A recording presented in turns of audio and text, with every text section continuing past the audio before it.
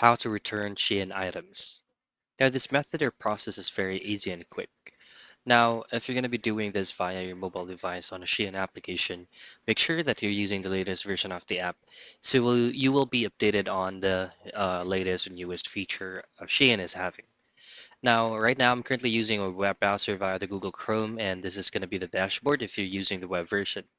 So, for you to be able to return an item, of course, you need to log in into your account.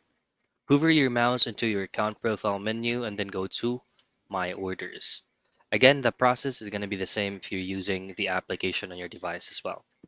So in this part, you should be able to see all orders, unpaid, processing shipped, review, returns, and so on and so forth.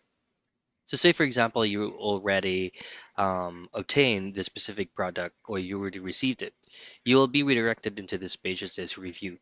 Now, to process return, just take a picture with it if that item is damaged or whatever reason you would like that to be returned.